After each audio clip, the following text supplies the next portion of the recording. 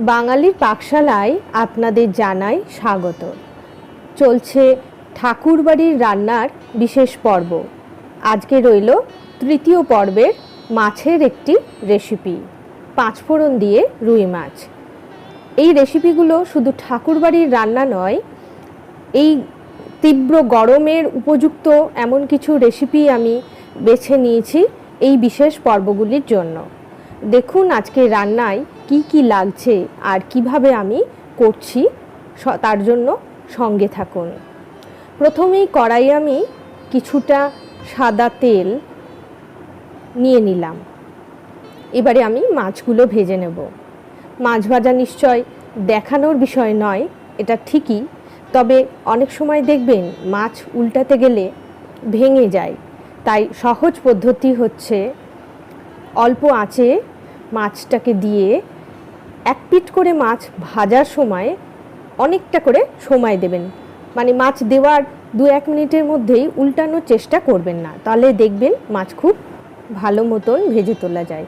আর যদি লোহার কড়াই হয় তাহলে তেল দেওয়ার আগে কড়াইকে খুব ভালো করে উত্তপ্ত করলে মাছ কিন্তু ভাঙে না।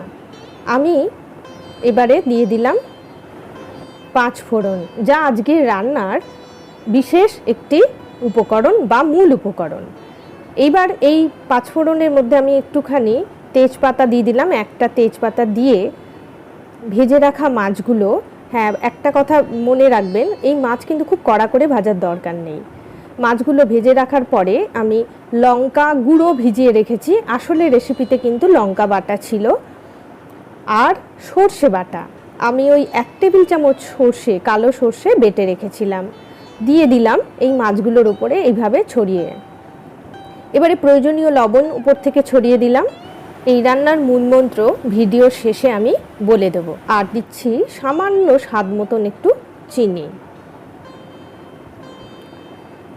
জল 2 টেবিল চামচ মতন দেবেন, একেবারে এক গাদা জল দিয়ে কিন্তু ডুবিয়ে দেওয়া যাবে না এই রেসিপিতে। আর হলুদ উপর থেকে ছড়িয়ে দিলাম। কাঁচা লঙ্কাগুলো এইভাবে উপরে সাজিয়ে দিলাম। এবারে ঢাকা দিয়ে আমি মিনিট 5 রান্না হতে দেব। 5 মিনিট পর একটু খুলে অপর পিঠগুলো দিয়ে দিলাম ঘুরিয়ে ঘুরিয়ে। হয়ে গেছে আজকের রান্না, পাঁচফোড়ন দিয়ে রুই মাছ। এত সহজ এবং এত সুস্বাদু রেসিপি আগে বোধহয় আমিও আপনাদের দেখাইনি। আমি জানি না আপনারা এই রান্নাটি জানেন কি না, তবে এটা কিন্তু অনেক প্রাচীন একটি রান্না। আমার ছেলে মাছ ভালোবাসে না, কিন্তু বিশ্বাস করবেন না, এই মাছ দেওয়ার সঙ্গে সঙ্গে সে চেটে পুটে খেয়েছে।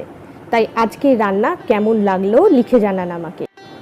আজকের রান্নার মূল মন্ত্র হলো বেশি পরিমাণে পাঁচফোড়নের ব্যবহার। ভালো থাকবেন সকলে। আজ তবে আসি।